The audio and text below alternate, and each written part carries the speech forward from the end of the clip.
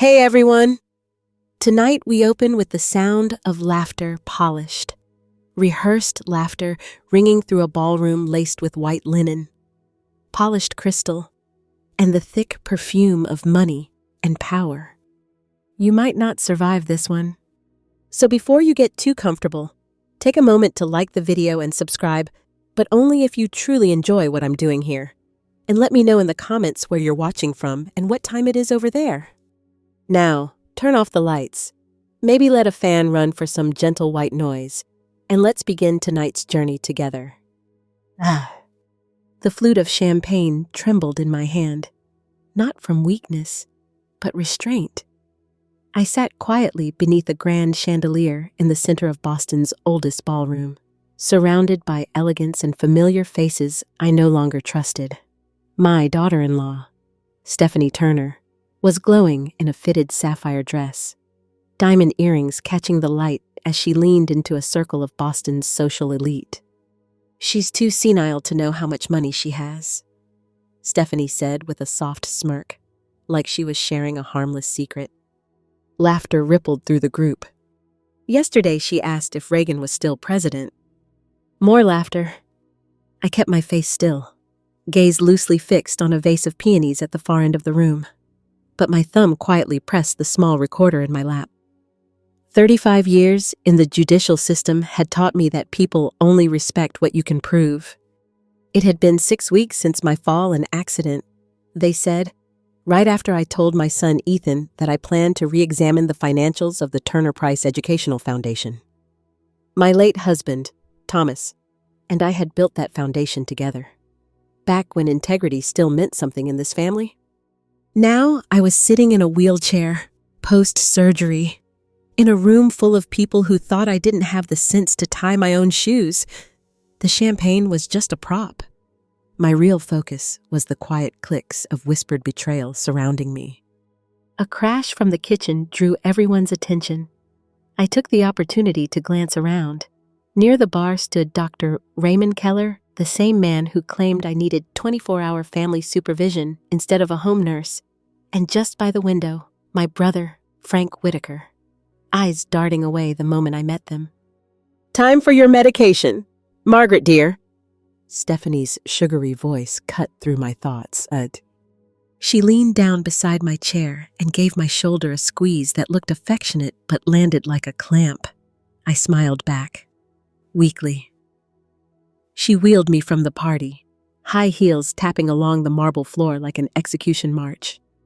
The room they gave me used to be Thomas's study. From the tall window, I could see the federal courthouse, glowing in the night, the very building where I'd sentenced white-collar criminals for 2 decades. "Oh, the irony."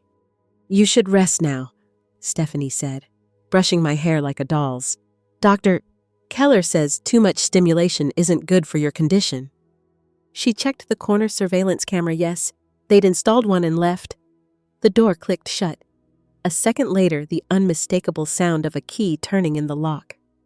"Locked in? Again?" Once her footsteps faded, I pulled the recorder from my pocket and slid it under the pillow next to a letter I'd found just yesterday. A note between Ethan and Judge Conrad Blake. Apparently, they were investing in the same real estate development project I had started investigating just before my forced retirement. My hands trembled not from age, not from pain, but from rage. This wasn't just neglect. This was a well-oiled plan. First, the accidental fall. Then the suspicious will revision during my post-surgery haze. Now this carefully curated image of a confused old woman. A prisoner in a $1 million marble cage. They underestimated me. Big mistake. I turned toward the calendar pinned near my bed. Based on a phone call I'd overheard, Ethan planned to have me declared legally incompetent in exactly 47 days.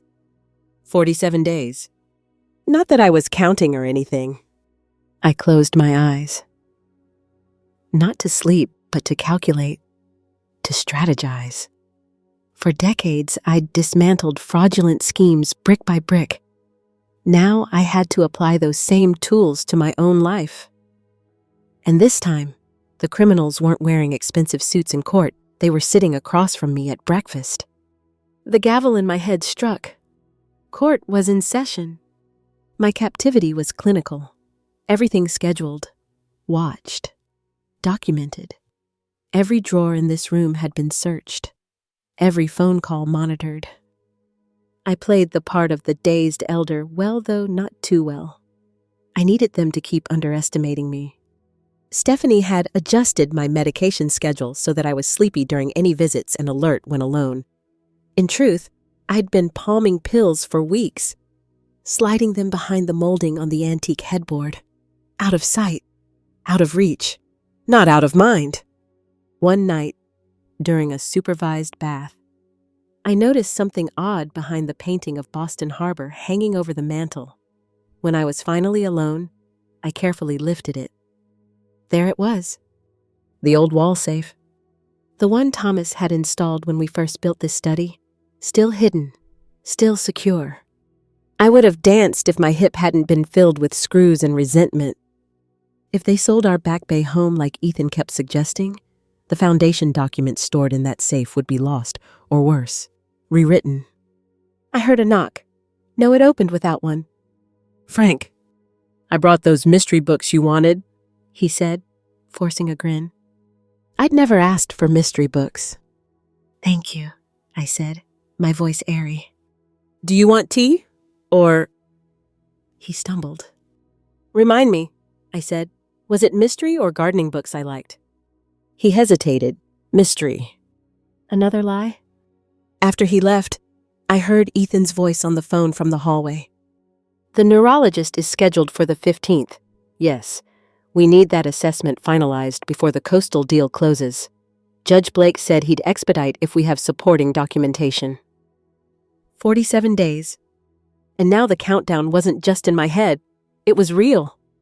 That night, I used a letter opener one I'd smuggled from Thomas's desk long ago to jimmy open the window. The spring air flooded the room like a breath of justice. 3 floors down, no chance of climbing out. But across the garden, a light glowed from Lily's room. My granddaughter, 16 years old, eyes like her grandfather. She'd always ask the questions no one else dared.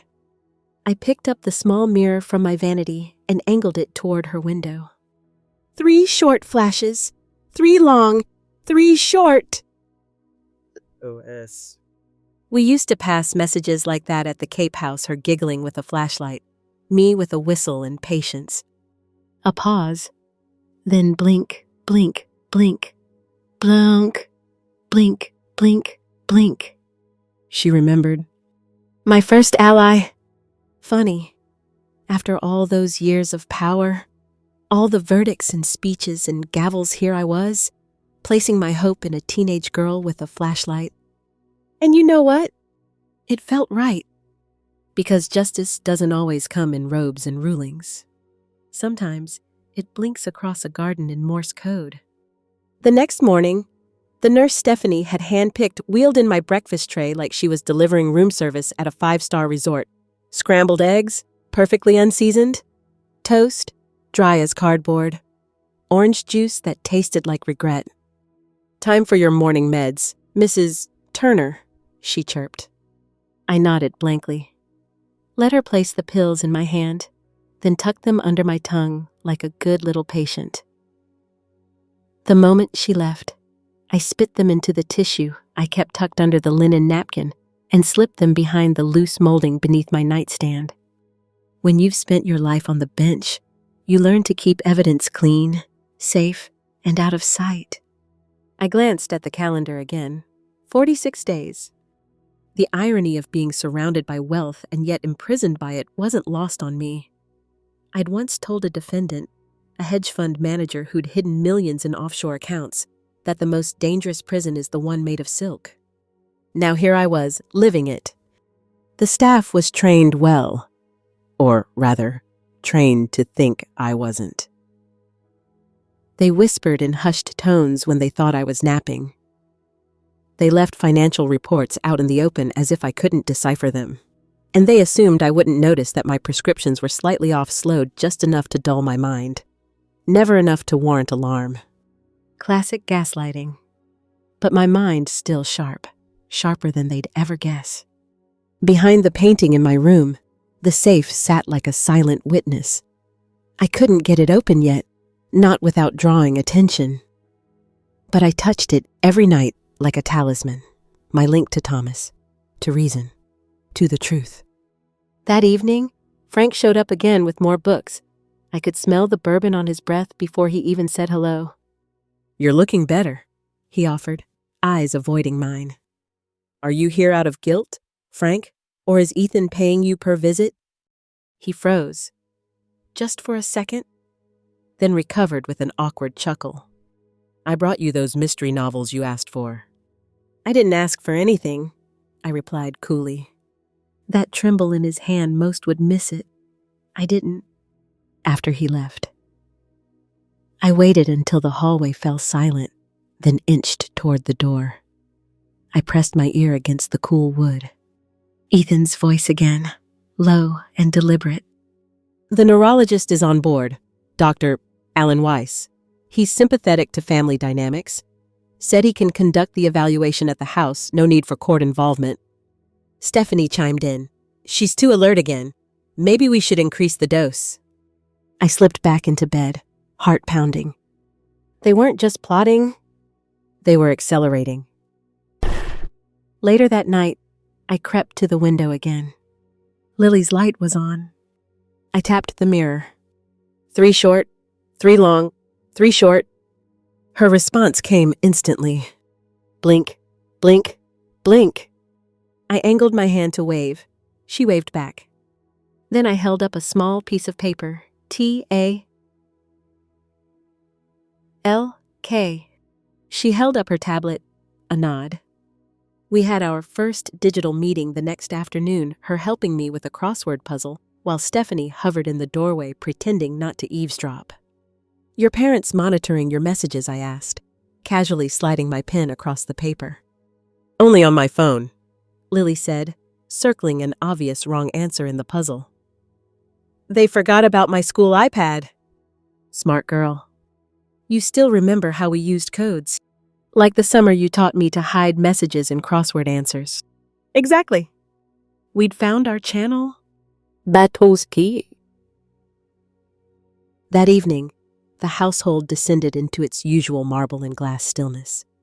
I rolled myself to the window, deep in thought, when the door creaked open. Frank again. Except this time, he didn't have books. "I need to talk to you," he said. I raised an eyebrow. "You always need something." "I didn't know it would go this far," he mumbled. "I thought we were helping you."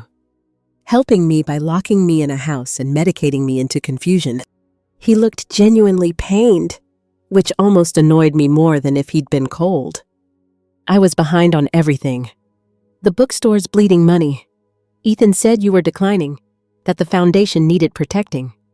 He said you'd get a cut if you helped make me look unstable. Frank didn't answer. "Didn't need to?" I sighed. "You're not the villain here, Frank. You're just the pawn." "Ethan said you wanted out. Retirement. Peace." "No," I said, voice like steel. "I wanted accountability." That night, I slept poorly, dreams filled with gavels slamming and marble hallways that twisted into dead ends. At 2:17 a.m., I woke in pain. They'd changed my medication again. I could feel it. Less pain relief, more sedation. I slid my hand under the mattress and pulled out a crutch, one of the 2 I'd hidden away. They thought I relied on the wheelchair. I didn't. Quietly, I moved down the hall, past the grandfather clock that chimed at quarter hours, down the second-floor corridor. Ethan's study door was ajar. Unusual. He's obsessively neat. I crept closer. Stephanie's voice? "You promised the Bank of New England this would be clean. They're questioning the foundation transfers." "I know," Ethan snapped. "Blake said the judge might delay if anything looks off. But we need that competency ruling. Fast." I leaned in farther. "We can't have her poking around," he added. "If she gets access to the safe." The safe. I shifted my weight, and my crutch brushed a decorative vase. The faint clink silenced them instantly. "What was that?" Stephanie hissed. I froze. Ethan poked his head out a second later. "Mother, what are you doing up?" "Bathroom," I slurred, feigning disorientation. He nodded slowly. "Let me help you." "I can manage," I muttered, pushing past him. Stephanie stood behind him, arms crossed, watching, calculating. Back in my room, I waited 15 minutes before reaching behind the headboard and retrieving my notebook. One of Thomas's old law books had a hollow spine perfect for stashing notes. Tonight's overheard details went in. Bank of New England suspicious. Judge Blake coordinating delays. Safe access equal major threat to Ethan. Increased dosage confirmed. My hand trembled slightly as I wrote not from fear. From purpose. I wasn't just a retired judge anymore. I was my own last case. And I intended to win. Mornings in Ethan's house always felt like the first act of a polished play. The curtains drawn just right, classical music humming through hidden speakers, and a nurse smiling like an understudy trying too hard not to miss her cue. But I knew theater, and I knew manipulation. I'd spent decades on the bench watching respectable people turn into actors the moment they were under oath. At breakfast, Ethan stood at the head of the table like a prosecutor preparing his closing argument. "We're concerned about your confusion, Mom," he said, his voice smooth as linen. "That's why we've gathered everyone here." "Everyone?" Stephanie sat beside him, flashing that concerned but controlled smile. "Frank, my brother, wouldn't meet my eyes." His wife Janice fidgeted with her napkin. And then a stranger, middle-aged, thin-framed glasses introduced as Dr. Alan Weiss. I offered a weak smile. My tea was warm, unsweetened, and untouched. The tension in the room could have curled the china. "These episodes are becoming more frequent," Ethan said, clicking his laptop to display a slide titled Mother's Care Plan. "Last Tuesday, you didn't recognize your brother. You called him Thomas." I hadn't, but the lie hung in the air like cigar smoke meant to be inhaled slowly, then blamed on the room. Stephanie slid a folder toward me. "You've also been making some concerning financial decisions. Fortunately, Ethan has been monitoring your accounts." "Monitoring, that's one word for theft." "Dudur," Weiss nodded gravely. "Memory lapses, difficulty managing finances. These are early indicators of cognitive decline, especially after trauma." I tilted my head, just enough to signal confusion. "I don't remember being confused about my finances." "That's exactly the point," Ethan said, fake sympathy dripping from his voice. "You don't remember." A small insight from old age. When someone insists on telling you what you feel, they're almost always trying to control the outcome. I watched the paper shuffle between them. Legal documents, reports, signatures I supposedly made. 3 years as a prosecutor, 2 decades as a judge. I knew forgery when I saw it. "I'd like a second opinion," I said mildly. "Duh." Weiss smiled like I was a child asking for a second cookie. "You've already seen 3 specialists, Mrs. Turner," he said, steepling his fingers. "All agree that complex financial decisions may be too much at this time." Another lie. I'd seen one doctor there, doctor. I turned to Frank. "You've known me all my life. Do you think I can't manage my affairs?" His eyes flicked to Ethan before answering. "Ellie, sometimes you seem fine, sometimes not. It's hard to say." The betrayal wasn't surprising. "But it still hurt." I nodded slowly. "Well, I'm grateful you all care so much." Stephanie offered a tight smile. "Of course we do." But her eyes, shark eyes. That night, unable to sleep, I sat by the window and watched the shadows of the garden shift beneath the moonlight. Voices floated upward. Frank and Ethan, heated? This isn't what I agreed to, Frank snapped. You said we were protecting her, not taking everything. She'll have the best care money can buy, Ethan replied coolly. Unless you found another way to cover your gambling debts. Silence. Then Frank's resigned whisper. Just promise me she'll be okay. A pause. She'll be fine, Ethan said, his tone too even to trust. Another piece clicked into place. Frank wasn't orchestrating anything. He was desperate, pushed into collusion by debt and guilt. Just another cog in Ethan's well-oiled scheme? My mind circled the timeline. My investigation into the foundation had resumed 6 weeks ago. The fall down the stairs happened the next day. The altered will rewritten during my grief now kept in a locked safe. The medications shifted subtly after I moved in. And now, the neurologist handpicked to finish the job. This wasn't just greed. It was a campaign. I didn't need a gavel to know what kind of sentence they were preparing. At 2:17 a.m., the pain woke me again, a throb sharp enough to catch my breath. Stephanie had swapped my medication again, likely replacing the prescribed pain reliever with something that numbed me into a gentle fog. Except I hadn't taken it, not tonight. I pushed myself up, favoring my crutches over the wheelchair they insisted I use. I'd practiced. Quiet steps, strategic timing, avoiding creaks and camera angles. Ethan's study light was on again. Odd. He was never careless. I moved toward the door, heart knocking against my ribs. Stephanie's voice urgent, panicked. We need that competency ruling immediately. The bank flagged the latest transfers. Blake said delays will raise alarms. I'm working on it, Ethan replied. But even Blake can't expedite without documentation. I leaned in farther. The laptop screen glowed, showing a video call. A man in a judicial robe. Judge Conrad Blake? I don't care how impeccable her reputation used to be, Ethan said. If she regains control and sees what we've done. He didn't finish the sentence. Didn't need to. I leaned in and accidentally nudged a decorative vase with my crutch. The soft scrape froze everything. What was that? Stephanie hissed. Panic flooded my limbs.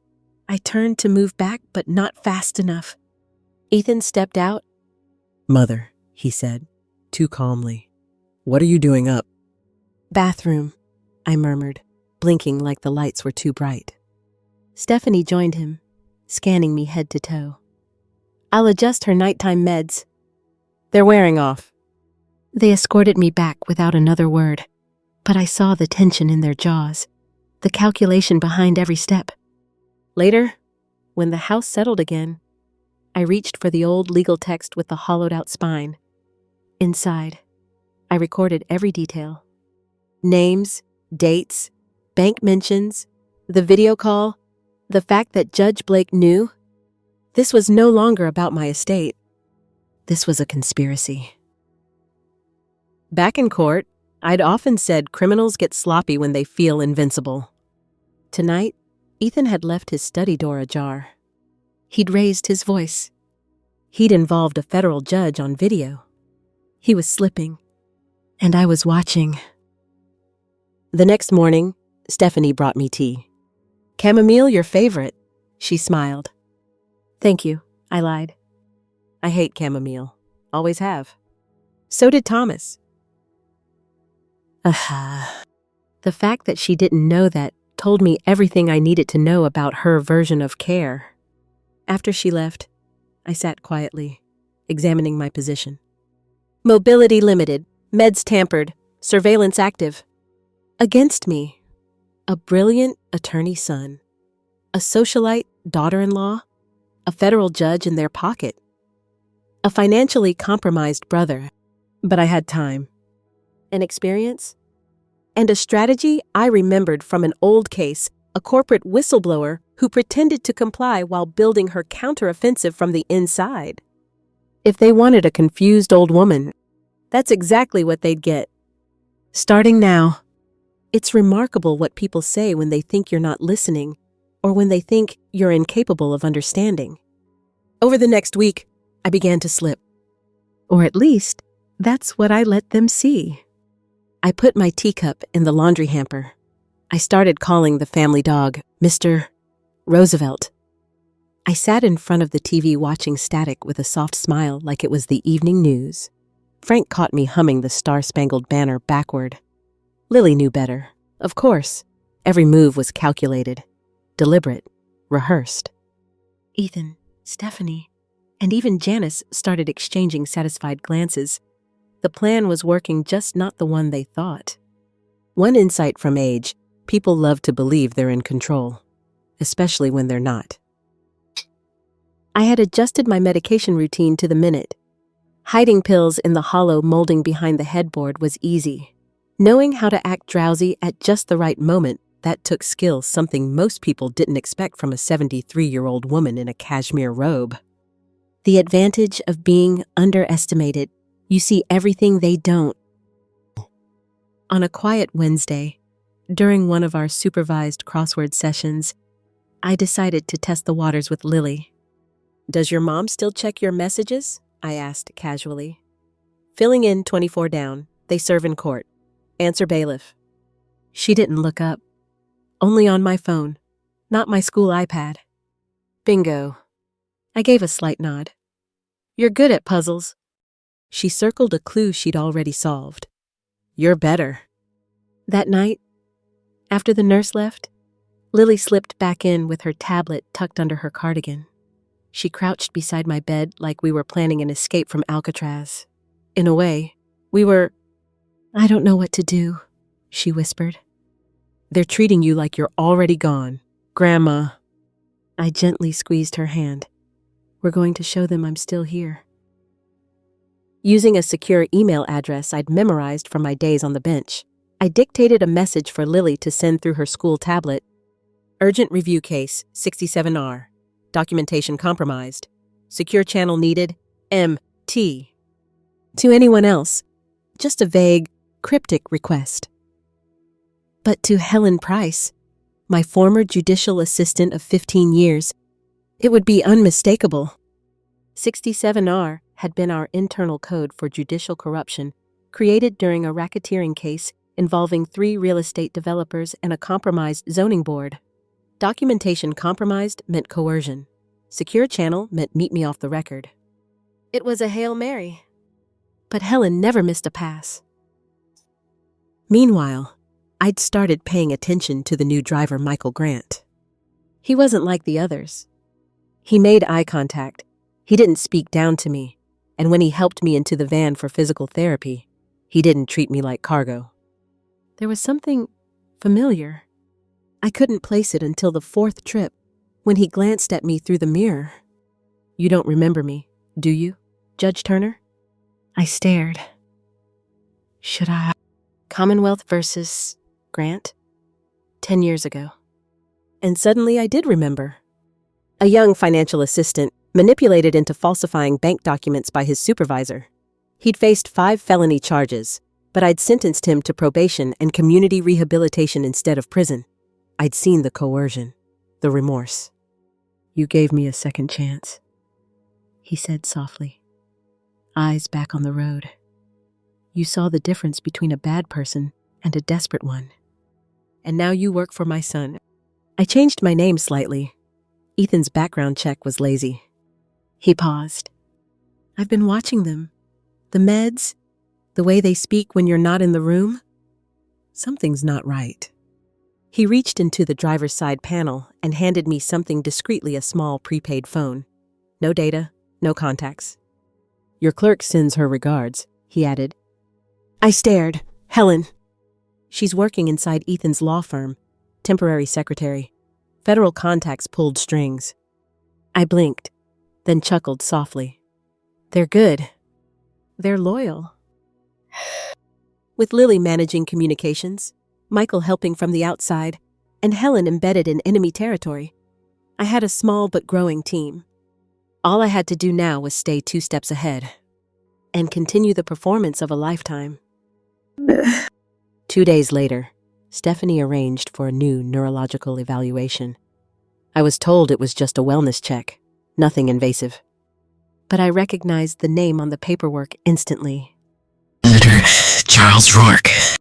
5 years ago, I'd presided over a case involving his clinic accused of billing Medicare for treatments that were never administered. The case was dismissed due to a technicality, but the records were sealed, not erased. I let the nurse lead me into the drawing room. Dr. Rourke waited beside a fire that wasn't lit, all sweater vest and polished speech. "Cognitive decline can present inconsistently," he said, turning to Ethan and Stephanie. "Some days are good, others less so." Ethan nodded solemnly. "We're just trying to protect her." Stephanie put her hand on my shoulder like a crow settling on a tree branch. "She's not herself." I sat quietly for most of the assessment, deliberately slow, deliberately vague. When asked to draw a clock, I made it melt like something out of Salvador Dali's imagination. But when the nurse stepped out for a moment, I straightened. "Dr. Rourke," I said in my judicial tone, low and firm, "you have 30 seconds. His head whipped around. "I know about the billing fraud at your clinic in 2020. Sealed records, not destroyed. If you sign a fabricated capacity declaration, I will make sure those records are reopened." His mouth went dry. "That's blackmail," he hissed. "That's survival," I replied, "and a second chance to do the right thing." The nurse returned. I blinked twice, slow and unfocused. "I just want to go home," I whispered. Stephanie smiled, certain she'd won. But I knew better. That evening, Lily slipped back into my room with a flash drive hidden inside her sock. Helen had sent it. Encrypted files, internal memos, memos that mentioned the foundation, altered versions of Thomas's will, correspondence between Ethan and Judge Blake. "Is this enough?" Lily whispered. "Almost," I said. "We need the original documents from the safe." Lily's face paled. "How do we get them?" I smiled, something slow and deliberate. With a distraction? There was a storm coming. Literally? Boston was due for the worst nor'easter in 6 years, the kind of storm that knocks out power and common sense alike. And I planned to use every bolt of lightning to my advantage. Because for the first time in weeks, I wasn't playing defense anymore. The storm rolled in with a slow, grumbling menace, clouds thick and low like a ceiling about to cave in. By early evening, wind was howling through Beacon Hill's narrow alleys, rattling shutters and tossing tree limbs like confetti. Rain lashed sideways, smearing the city's lights into watercolor streaks. It was the kind of night that made people stay indoors and lock the doors tight. Perfect. I'd been tracking the forecast for days. Wind speed, power grid vulnerabilities, backup generator protocols.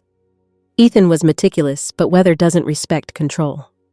At 6:42 p.m., I heard him speaking with the head of security down the hall. "Generators are fueled and ready. If the main grid goes out, we prioritize the camera system and environmental controls." The plan was in motion. Downstairs, the kitchen was buzzing with staff prepping for another one of Stephanie's charity dinners, a small affair. By her standards, just a few city officials, some donors, and a retired senator who always smelled like leather and mothballs. But upstairs, we had our own agenda. Lily appeared in my room at 7:15 p.m. sharp, feigning curiosity about an old family photo album. The nurse posted outside didn't blink. "Remember this one?" Lily asked, pointing at a picture of me and Thomas on the Cape, grinning with ice cream cones in our hands. "I remember," I whispered. "You're sure about this?" She nodded, her eyes steady. "They've been controlling everything since I was 10. I'm done." Old age gives you a few hard-earned insights. One of them kids who feel trapped grow up faster, and Lily had grown up with a front-row seat to her parents' manipulation. She was ready.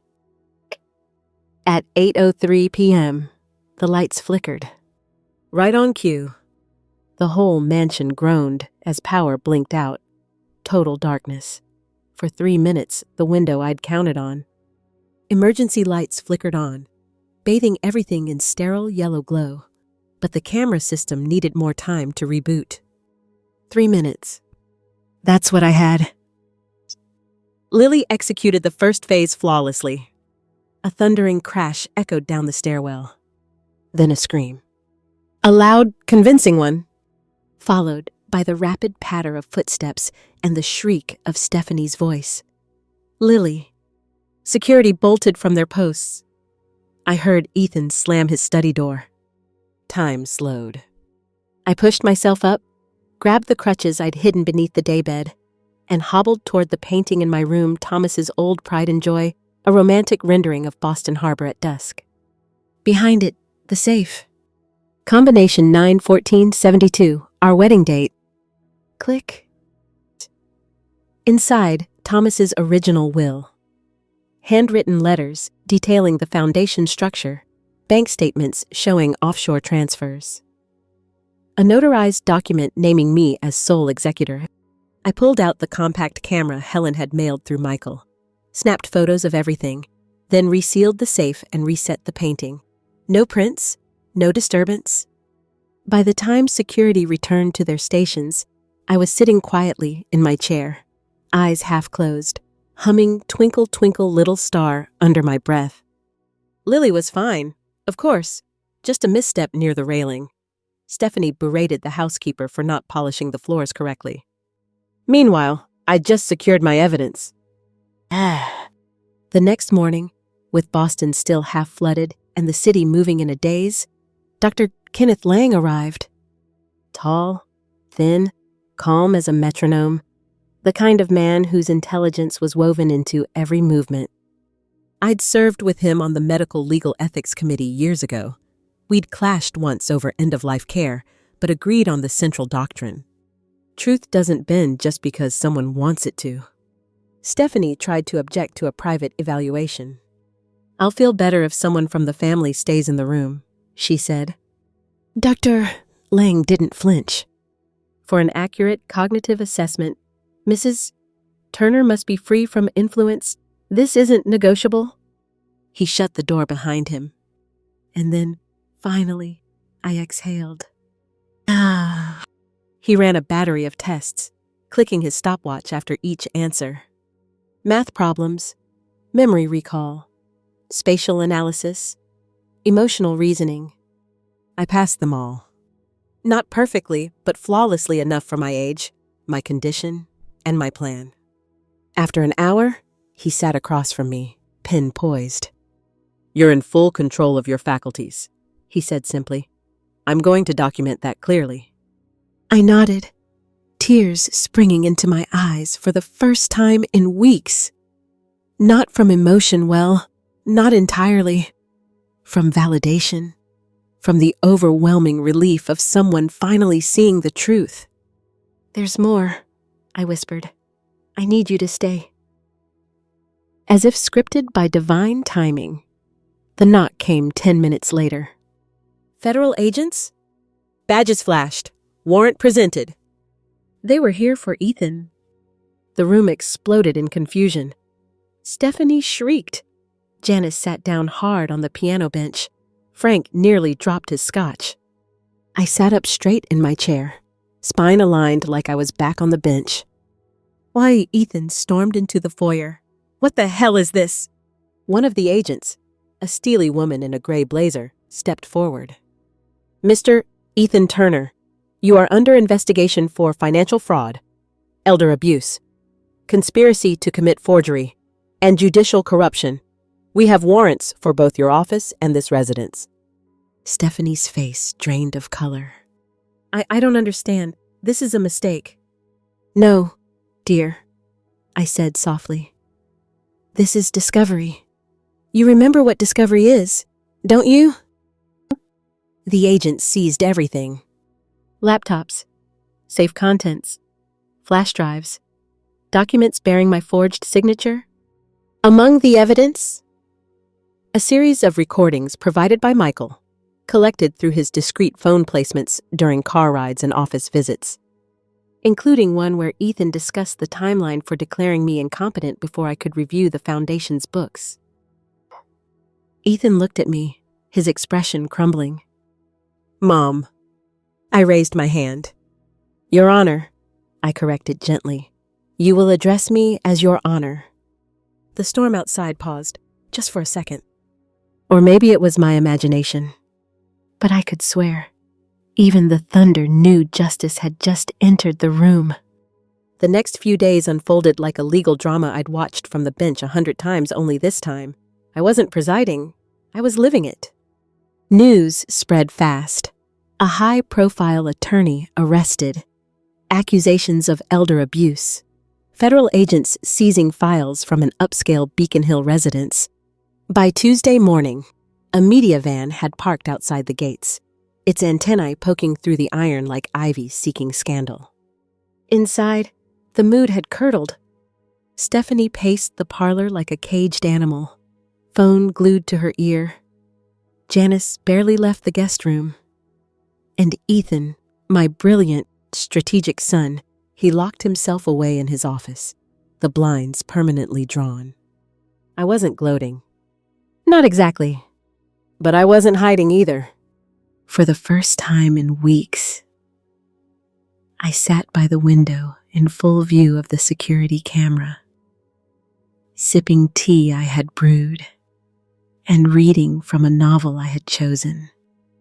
No meds, no nurse, just me. My mind, intact and documented. And my plan, only half finished. The court hadn't seen Ethan yet. His arraignment was scheduled for the end of the week, and his legal team, composed of 3 men I'd once called overpaid paperweights during a private judge's luncheon, was busy crafting a public narrative of concern and misunderstanding. It wouldn't work. Not with the evidence I'd gathered. Not with Dr. Lang's report already filed with the DA. And not with Prosecutor Emily Barnes leading the case, a woman I mentored during her early days in municipal court. Back when she still wore second-hand suits and asked too many questions, now she asked the right ones. This is more than a family squabble, she said when she visited me privately, a day before the indictment. It's a blueprint for systemic abuse of vulnerable elders. Let's expose it, I said simply. And we would... That night, Lily snuck into my room again, her cheeks pink from the cold and her heart full of fury. They still think I'm just a kid, she said. Dad told me not to talk to reporters. Mom said they're protecting me. I gave her a tired smile. The people who yell about protection the most often do the most damage. She looked down. They never even asked what I thought. Well, I said, reaching for her hand, I'm asking now. She sat beside me. What happens next? A hearing? Then a trial. And then, I whispered, we heal. The preliminary hearing took place at the federal courthouse downtown, the same one I'd watched from Ethan's window these last 6 weeks. Walking into that marble atrium again, cane in hand and spine straight, was like stepping back into a dream I thought I'd lost. People stared, of course, some out of curiosity, others former colleagues out of awe, or maybe guilt, hard to tell. I took my seat in the first row of the gallery, right behind Emily Barnes. Lily sat beside me, her posture proud, her jaw set.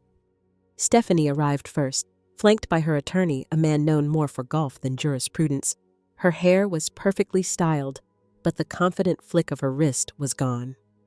Then came Ethan. Handcuffed. He glanced at me, quickly, then away. The judge, a no-nonsense woman named Evelyn Granger, took the bench. All rise. And just like that, the courtroom belonged to justice again. Emily opened with calm precision.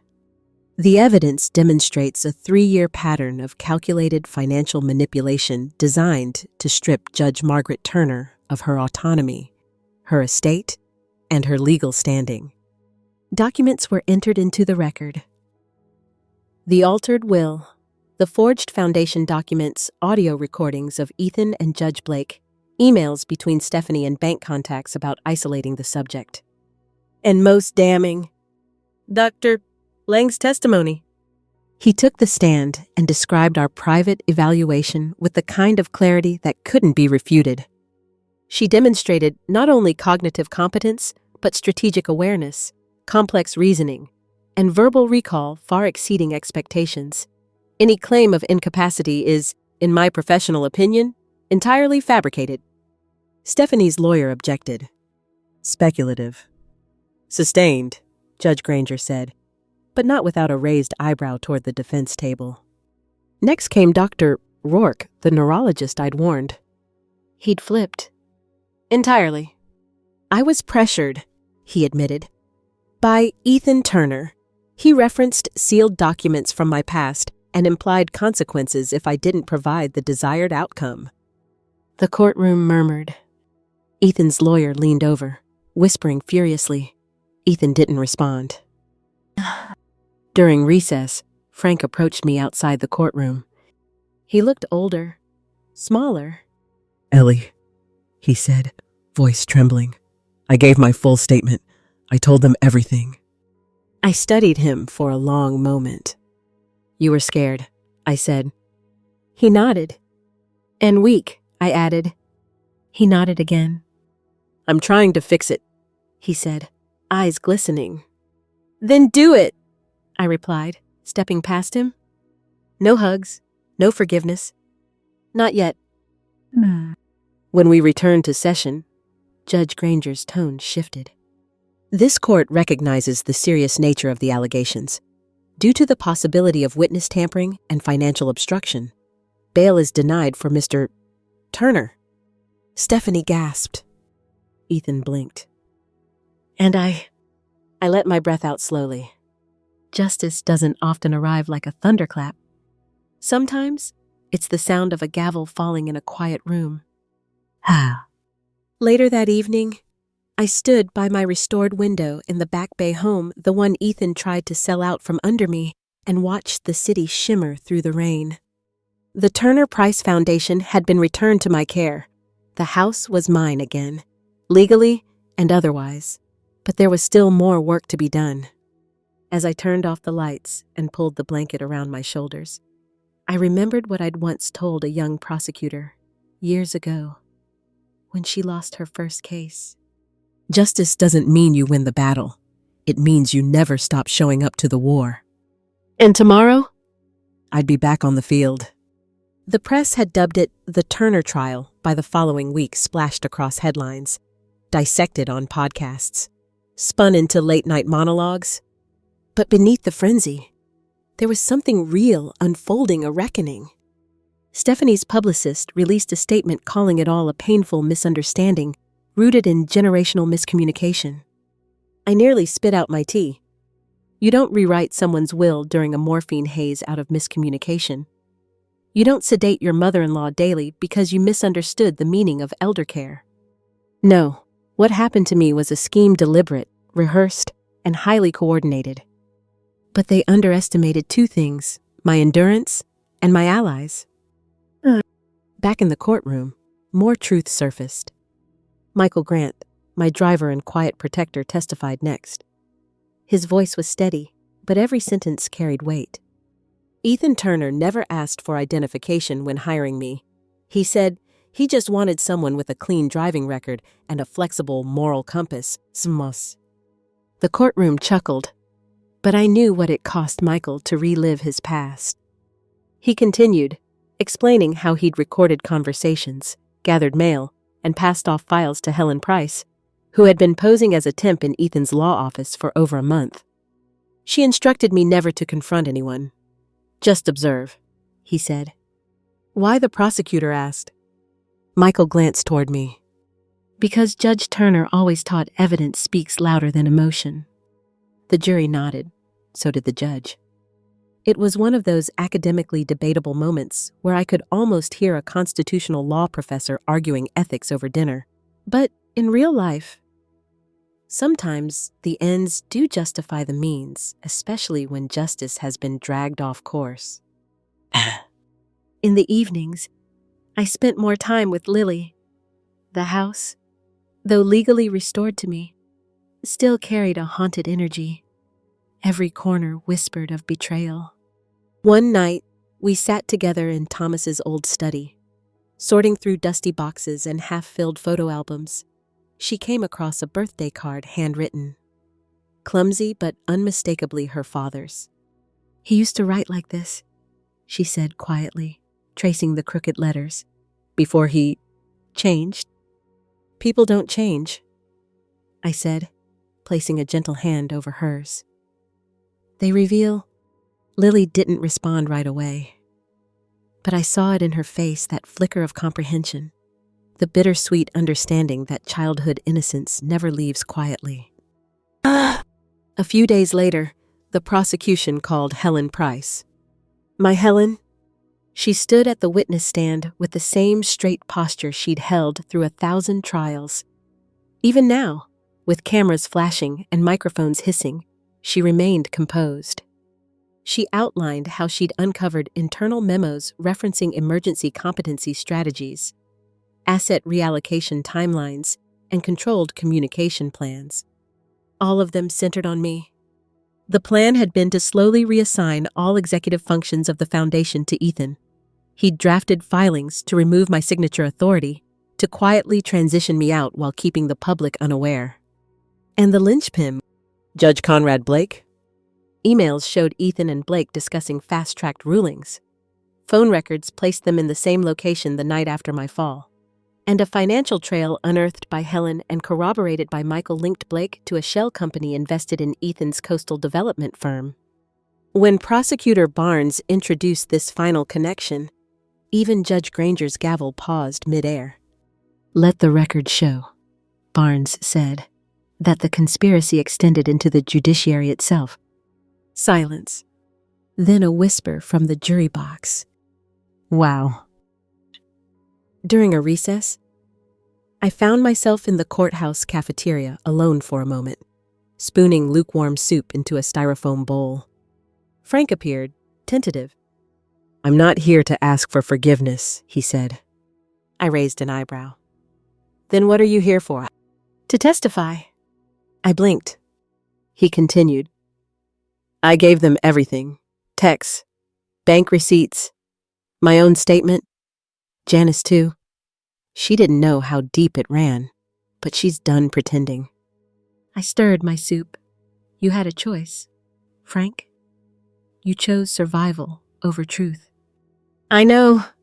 And now, I choose decency, even if it's late." Old age wisdom moment. Redemption rarely comes wrapped in apologies.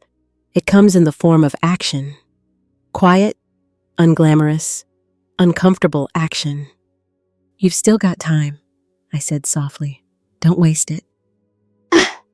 That evening, I sat beside the fireplace with Lily. A soft rain tapped the windows, and the city beyond us pulsed like it always had, oblivious and unstoppable. "Do you think Dad really loved you?" she asked suddenly. The question hit harder than I expected. "I think he did," I said, "but I think he loved being powerful more." She nodded slowly. "That's what I was afraid of. He may have forgotten who I am, Lily," I added, "but I never forgot who he was." The next morning, Judge Granger issued arrest warrants for Judge Blake and 2 other unnamed officials. The web was wider than anyone had guessed. As the courtroom buzzed with the implications, I turned to Emily Barnes during a sidebar. "They're going to turn on each other," I murmured. She smiled. "Let them. They're all wearing wires now." I couldn't help but chuckle. Sometimes, you win a trial before it even ends. Stephanie's defense crumbled next. Her lawyer tried the supportive wife angle. She merely followed her husband's lead. But Prosecutor Barnes produced evidence of unauthorized medication orders, handwritten notes about dosages, and one particularly disturbing email to a household nurse. "Keep her groggy before the museum board calls. Don't need her rambling on Zoom again." Stephanie's composure cracked on the stand. Her eyes darted. Her voice trembled. She was confused. She needed help. She needed autonomy. Barnes corrected. You gave her sedation. The jury stared in stunned silence. So did I. And then I looked at Ethan. He wasn't fidgeting anymore. He was watching me. Finally. Not the confused old woman he tried to erase, but the judge who still stood. As the day adjourned, I stepped into the elevator with Emily and Helen. The three of us, once separated by generations, were now bound by something stronger. Tomorrow, Helen asked. Tomorrow, I nodded. We finish what we started. Because the case wasn't just about me anymore. It was about every elder pushed aside, every woman ignored, every quiet voice mistaken for weakness. And tomorrow, the world would hear us. Loud and clear. The courtroom was packed the next morning. Press lined the back wall. Notepads and cameras poised like hunting rifles. Law students crammed into the side pews, whispering behind wide eyes. I couldn't blame them. How often do you get to witness a case where the victim is also a retired federal judge? I arrived early, cane tapping with purpose against the floor. My suit was dark gray, the same one I wore the day I sentenced the CEO of a major insurance firm to 15 years for fraud. Thomas had called it my no-nonsense ensemble. I wore it today not for nostalgia, but for war. Ethan was already at the defense table, head bowed, hair just slightly unruly like the stress was beginning to win. Stephanie sat apart, on a separate bench with her own attorney. The space between them spoke volumes. The judge, Evelyn Granger, entered right on time. All rise. We did. And then the final movement of the symphony began. Prosecutor Barnes opened like a surgeon, methodical, confident, and precise. Today, Your Honor, we will hear from the defendant himself, Mr. Ethan Turner, who has requested to testify before the court. A ripple moved through the room. People weren't expecting this. Neither was I. Ethan stood slowly. His voice, when he spoke, wasn't the slick cadence of the attorney I'd raised. It was careful, stripped. I loved my mother, he began. Someone 2 rows behind me scoffed quietly. I loved her enough, he continued, to know I couldn't live up to her. Oh! There it was. Not a confession. A justification. She ran our family like a courtroom, he said, hands resting flat on the stand. She was brilliant, decisive, intimidating. My whole life, I wanted to prove I could be just as capable. My stomach tightened. He wasn't defending his actions, he was explaining them, dressing betrayal in the language of childhood trauma. But when my father died, Ethan continued, and I saw how vulnerable she'd become. I panicked. I thought if she slips, the foundation slips, everything they built could be lost. So yes, I intervened. I altered. I manipulated. But I did it to protect everything she created. He looked right at me, and I'm sorry it turned into this. Judge Granger kept a neutral expression, but I could feel the temperature shift. A few jurors shifted in their seats. Some softened. Others remained stony. Emily Barnes, unfazed, approached the stand with quiet force. Mr. Turner, she said, do you consider changing someone's legal documentation without their knowledge to be intervention or fraud? Ethan hesitated. It was a mistake. Was it a mistake when you transferred over $600,000 into an account under a shell company you control? No, he said. That was strategy. Thank you, she replied, turning back to the jury. So, we're clear strategy, not accident. A small gasp came from the gallery. Barnes didn't stop. And sedating your mother to keep her disoriented, was that also a strategy? Ethan's face paled. Stephanie handled the medication? So your defense is that you committed financial fraud, but the physical and psychological manipulation was your wife's doing. I didn't say that. But you implied it. Ethan opened his mouth, closed it. In that silence, the room tilted. Not in my favor? Not in his... In favor of the truth. That afternoon, I was called to the stand. It had been years since I last sat behind a microphone and answered questions under oath.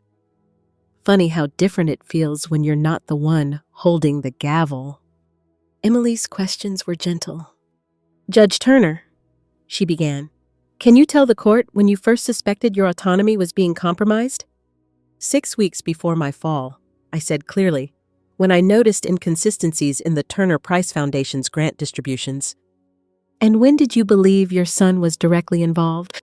"The night I heard him speaking with Judge Blake over video call, discussing ways to delay a competency hearing while transferring control of my estate." Murmurs again. "And how did that make you feel?" she asked, stepping closer. My throat tightened. This was the question I hadn't rehearsed. I felt betrayed. I said, not just as a mother, but as a judge. I had dedicated my life to protecting people from the very kind of manipulation my own son was orchestrating. I paused. The courtroom leaned in. "I've sentenced men for less." On cross-examination, Ethan's attorney tried to prod at the edges. "Judge Turner, can you confirm you've forgotten things in the past dates, names, small details?" "Of course," I said. "That's called being human." "Have you ever made mistakes in financial decisions?" "I once invested in a bakery in Maine run by a man who thought butter was optional. It didn't end well." The courtroom chuckled. Even the judge smiled faintly. "But confusion doesn't mean incapacity," I added. "And forgetting where you put your glasses isn't the same as losing your mind." "Well said," someone whispered behind me. As the court adjourned for the day, I walked out into the rotunda where marble columns rose like cathedral pillars. I caught my reflection in the glass, older. Yes, but upright, clear-eyed. I turned and found Lily waiting near the door.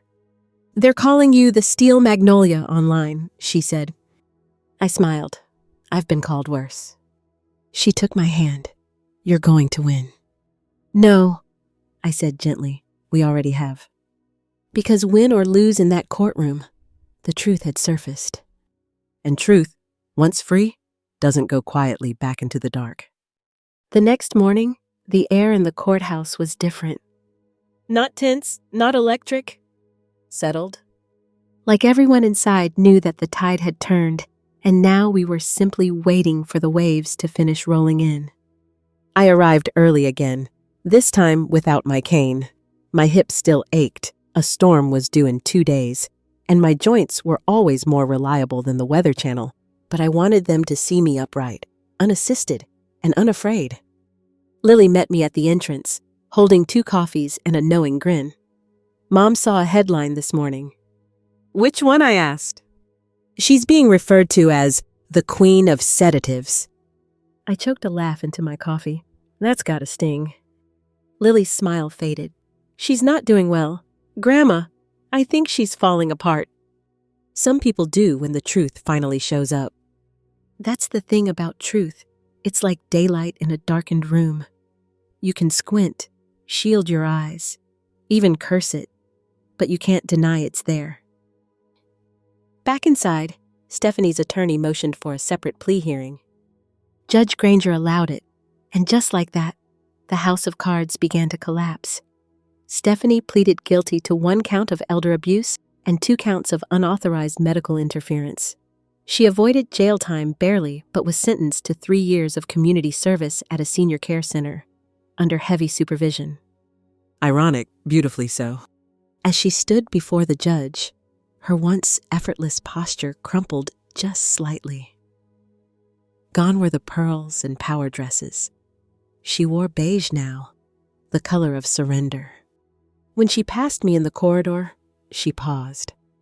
For the briefest moment, she looked like she might speak, maybe even apologize.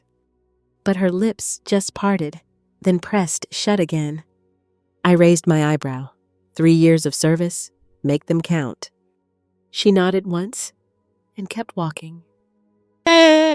Meanwhile, Judge Conrad Blake had resigned, quietly. No press conference. No, I wish them the best farewell. But behind closed doors, the investigation into judicial corruption deepened. 2 other judges' names I recognized from Bar Association dinners and holiday galas were placed under review. It wasn't just about me anymore. It was a system audit, and it was long overdue. Back in my house, my home again, I sat in Thomas's study and watched the sun cut through the sheer curtains. Dust motes floated lazily, like they, too, were tired of tension. A knock at the door. Frank. He looked different, lighter, somehow, as if shedding Ethan's control had returned something human to him. "Mind if I sit?" he asked, gesturing toward the armchair across from me. "You already are." He smiled awkwardly. "Janice and I are leaving Boston," he said after a moment. "We're going to Florida. Somewhere quiet? She wants chickens." I snorted.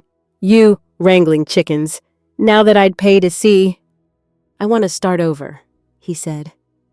"Somewhere no one knows I chose wrong." I met his eyes. "Then make sure you choose right this time." He nodded.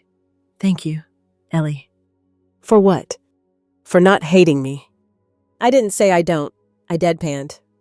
He laughed nervously, and I smiled, just enough to let him breathe. The final day of the hearing arrived like the last scene in a courtroom drama, everyone there. All truths on the table. No more performances left to give. Ethan entered looking smaller, paler. His suit, though pressed, seemed to hang off him like borrowed dignity. Judge Granger called the court to order. "We've heard testimony. We've reviewed evidence. We've listened to arguments. And now," she said, "I'd like to hear from the victim." "Me." I stood. "No cane, no notes, just me?" "Your Honor," I began. "For over 30 years, I sat behind a bench similar to yours. I handed down decisions that changed lives, some for better, some for necessary." I turned slightly to address the courtroom. "But nothing prepares you for the moment when justice must be applied within your own home. When the enemy isn't a stranger in a suit, but your own child." A hush fell. I could feel Ethan's eyes burning into me. Ethan Turner is brilliant, strategic, and he weaponized both of those gifts against his own mother. He used my trust as leverage, my age as camouflage, and my grief as cover. I paused, letting that truth settle. "But I am not here to ask for vengeance. I'm here to demand accountability." Judge Granger's pen stilled.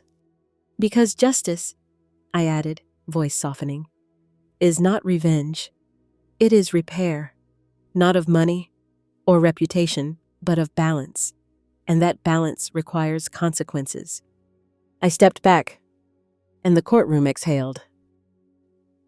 Ethan was sentenced to 7 years in federal prison, with parole eligibility after 5, conditional on cooperation with ongoing corruption investigations. Judge Blake's trial was pending.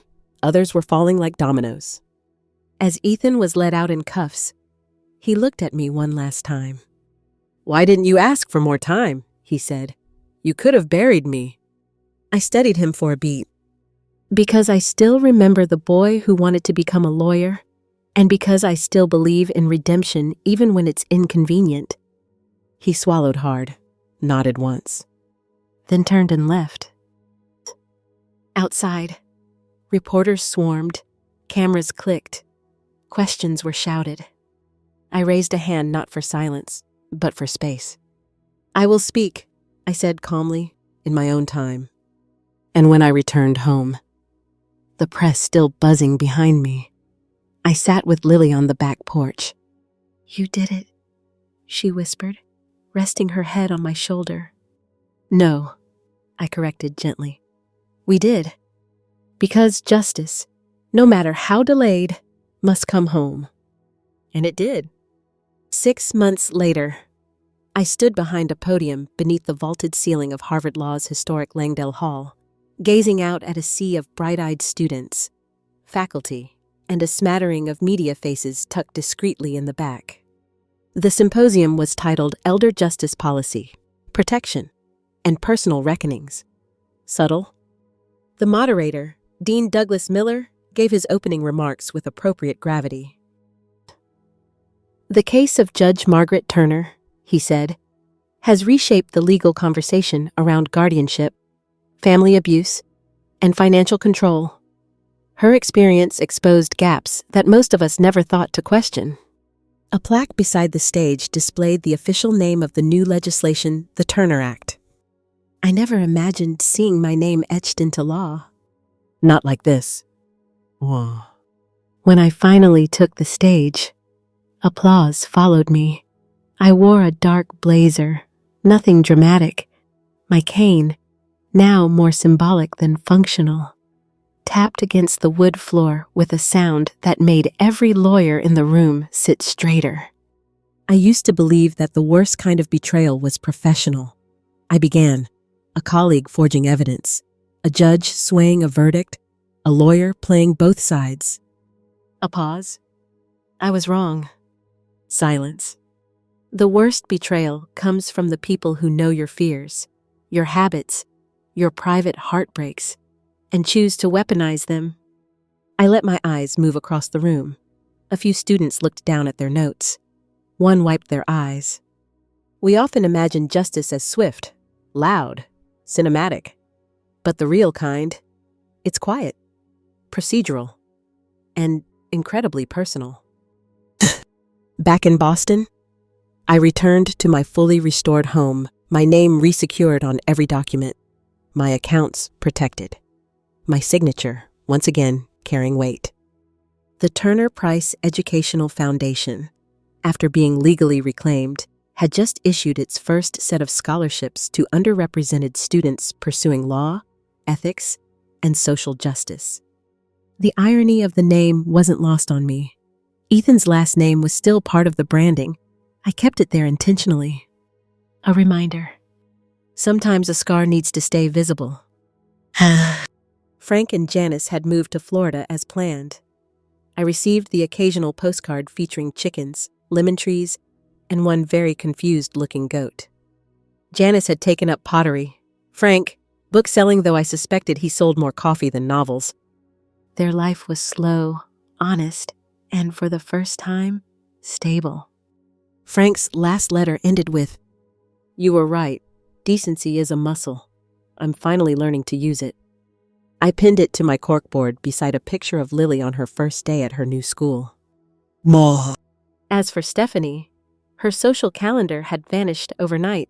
She served her sentence in a senior center just outside Dorchester, where she now coordinated bingo nights, distributed meds under supervision, and escorted residents to physical therapy. Someone leaked a photo of her in scrubs, hair in a messy ponytail, wheeling an elderly man down a hallway. It made a few local blogs. I printed it out and slid it between the pages of her donation letters to the Boston Symphony. Filed under Poetic Justice. The real estate investigation unraveled further after Judge Blake pled guilty. In exchange for a reduced sentence, he turned over internal documents implicating 2 other judges, 5 attorneys, and 1 real estate developer with a taste for waterfront bribery. I attended none of their hearings. I didn't need to. Justice, after all, isn't a performance. It's a consequence. One afternoon, while reorganizing Thomas's old study, I found something I hadn't seen in years. A miniature gavel. He'd had it made for me when I got my first federal appointment. Engraved with just 3 words, "The gavel never stops."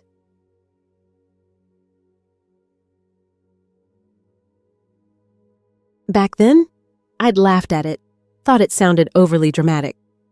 Now I understood. The gavel doesn't stop. It just changes courtrooms. Lily and I had settled into a quiet rhythm. She'd moved in with me permanently after choosing to testify during her father's trial. That testimony simple, Sincere had turned hearts more than any piece of evidence could. "Dad used to tuck me in," she'd said, tears trembling in her voice. "But then one day, he just stopped. He stopped seeing us as people." A jury never forgets a moment like that. Neither do I. One chilly evening, Lily knocked gently on the study door.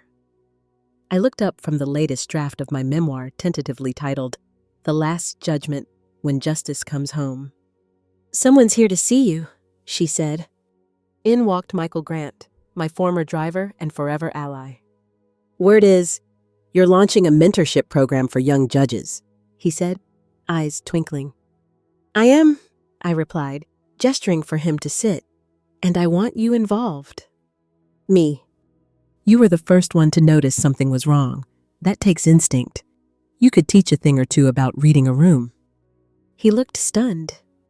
"I don't have credentials." "You have experience," I said, which is harder to fake. The Turner Judicial Mentorship Program launched 3 weeks later, and our first cohort included 5 women, 3 Black, 2 Latina, all recently appointed to municipal courts around the country. We met monthly in the old parlor. Sometimes we discussed procedural reform.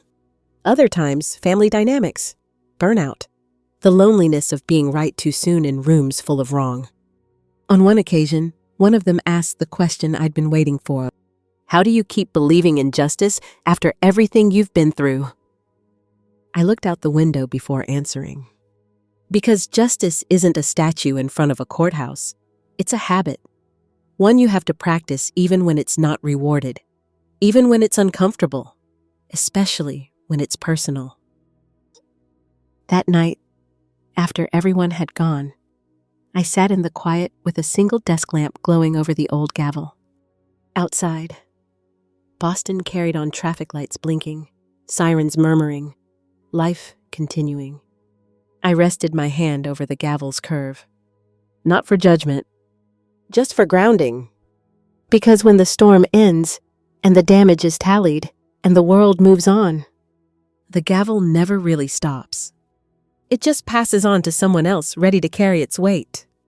Winter came early that year, brushing Boston in a dusting of snow by late October. The air turned crisp, and the light shifted softer somehow, like the city itself was taking a breath after everything we'd been through. Inside my home, the old radiator clanked to life in the mornings, reminding me of childhood, of simpler years. Before ambition turned into currency and family dinners turned into depositions. I sat in Thomas's leather reading chair, feet tucked beneath a wool blanket, reviewing the final chapter of my memoir. Each sentence held weight, not because I was writing for posterity, but because I needed the truth to be documented in my own words, not reduced to sound bites or legal memos or courtroom whispers. There's a quiet power in telling your story before someone else decides how it should be remembered. The Turner Judicial Mentorship Program had grown faster than expected. We now had 12 mentees diverse in background, fearless in spirit. They called me Judge T, which made me sound like a superhero's stern aunt. Michael Grant had stepped into a co-director role, handling logistics and outreach with calm confidence, watching him interact with young judges answering questions. Listening without ego, I realized the boy I'd spared a decade ago had grown into a man of rare integrity.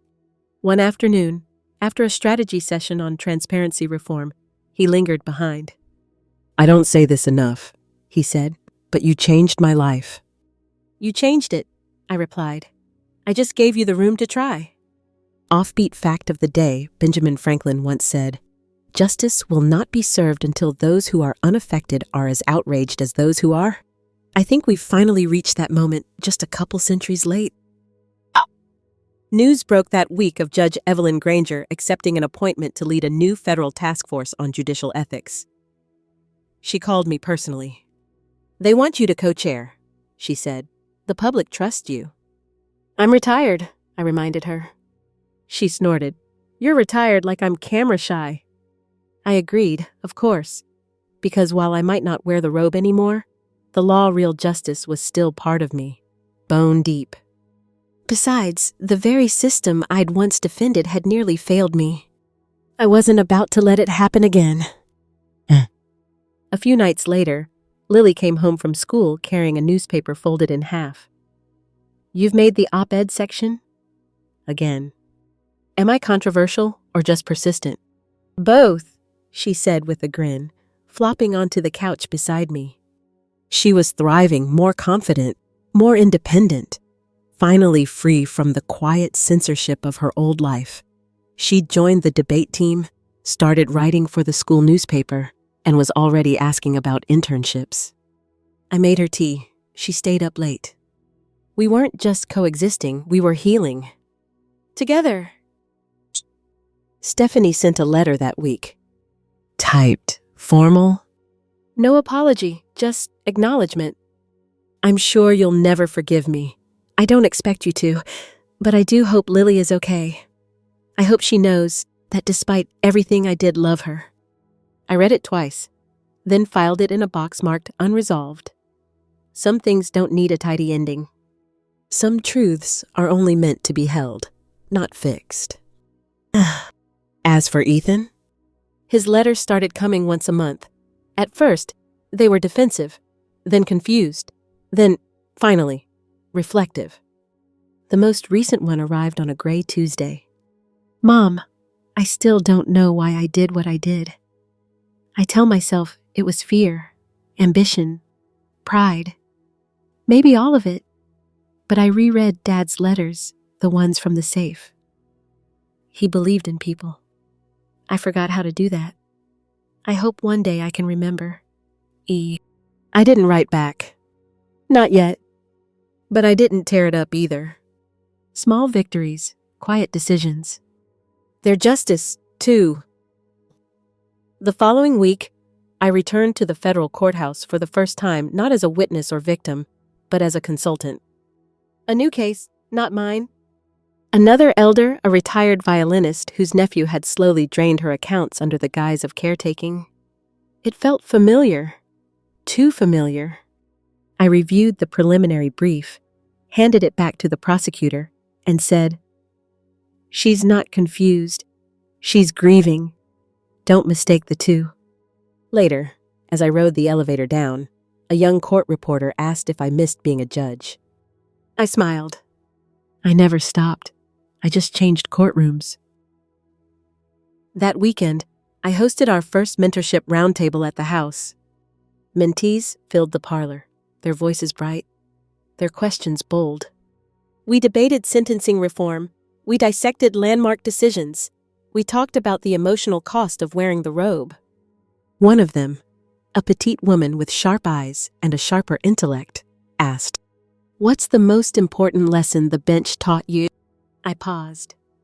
That power without accountability is corruption, and that kindness without boundaries is enabling. She nodded slowly. "And what about family?" I looked out the window, past the trees, past the skyline I'd known for decades. "Family is supposed to be your foundation," I said, "but when it's not, you build new ones." That night, after everyone left, I sat alone in the study, the gavel paperweight in my hand, the fire crackling behind me. It was quiet. Peaceful? Earned. And as I turned off the lamp and leaned back in Thomas's old chair, I whispered to the dark, "The gavel never stops." Spring returned to Boston like a soft apology. The magnolias bloomed early that year, dotting the city in bursts of cream and blush. The ice melted from the Charles River, and with it, something else melted in me, a layer of armor I hadn't realized I was still wearing. 6 months had passed since Ethan's sentencing, a full year since the night I pressed a letter opener into the frame of a second-story window, signaling to my granddaughter with flashes of Morse code that I was still here. Still fighting. Still lucid. Still me. Now, as I stood at the ribbon-cutting ceremony for the newly renamed Margaret Turner Center for Elder Protection and Financial Justice, I saw flashes go off from news cameras. Reporters scribbled in shorthand. A group of young interns from the DA's office huddled near the steps, eyes wide. But my gaze drifted toward Lily. She stood to the side in a navy dress and her grandfather's watch, which she'd found in a drawer weeks earlier and insisted on wearing because he'd want to be here for this. She was right. He would, and maybe, in some way, he was.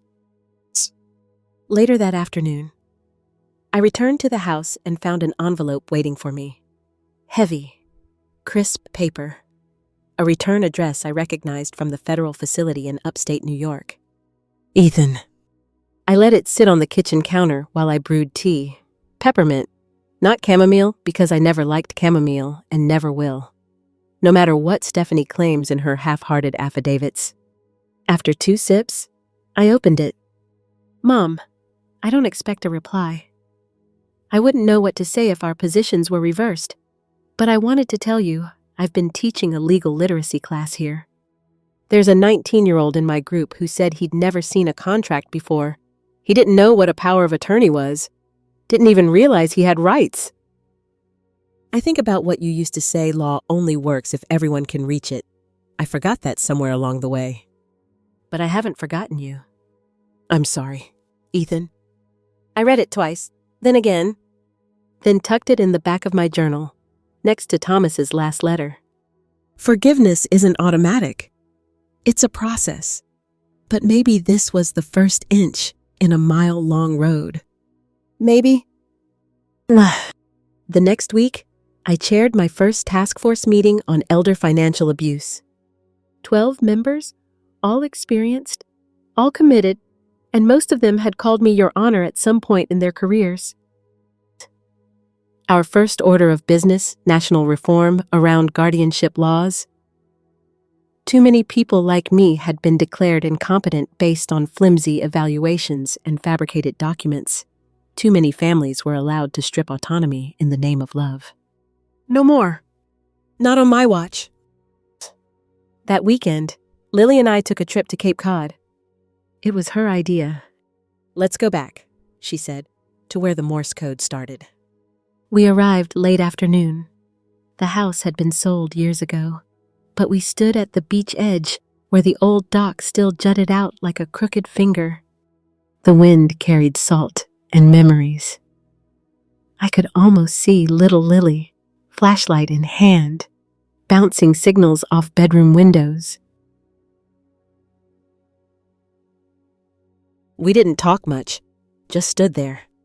But as the sun dipped below the horizon, she whispered, "You know, for a while, I was afraid you were really gone." I took her hand. I was afraid no one would come looking. She smiled, eyes glassy. I did. And that was enough. Our final night on the Cape.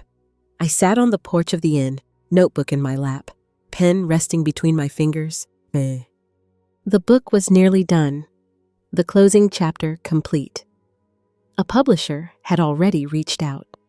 The title still stood. The Last Judgment, When Justice Comes Home. But tonight, the words didn't matter, only the feeling did. A sense of completion, of survival, of dignity reclaimed. On the drive back to Boston, Lily asked me what I would do next. Rest, she offered hopefully. I laughed. Maybe a week. She grinned. Then what? I'm going to keep showing up, I said, for the ones who can't. Because that's what justice is. Not a ruling, not a verdict, not even a trial. Justice is a light you carry for others, even when your own hands are shaking. And in this quiet chapter of my life, I finally understood. That gavel never really stopped. It simply passed into steadier hands. Lily's, Michael's, all the young judges gathered in my parlor. And maybe even, one day, Ethan's. Because justice, when it's done right, doesn't end with punishment. It ends with possibility. We've reached the end of tonight's story. And I want to thank you for staying with me through every whispered betrayal, every quiet moment of strength, and every flicker of justice that pushed its way through the dark. Sometimes, the deepest scars aren't visible. They exist in the silence, in the spaces between people who once knew each other too well. But healing doesn't require perfection. It only needs truth, and truth finds its way. If there's one thing I've learned, one lesson I hope settles gently into your chest, it's that we are never too old, too broken, or too late to take back our voice. Whether you're a retired judge or just someone trying to make it through the week, your story matters. Your voice matters. And no matter who tries to quiet you, they can never truly erase what you know in your bones to be right. Justice isn't always loud. Sometimes it's a quiet refusal to forget who you are. So, if you're still listening, still wrapped in your blanket with the lights off and the hum of a fan nearby, know this: you are not alone. And even in your quietest moments, your strength is speaking. Thank you for walking with me through this journey. Thank you for lending me your ears, your time, and your heart. If this story meant something to you, take a moment to like the video, subscribe, and share your thoughts in the comments. I read every one.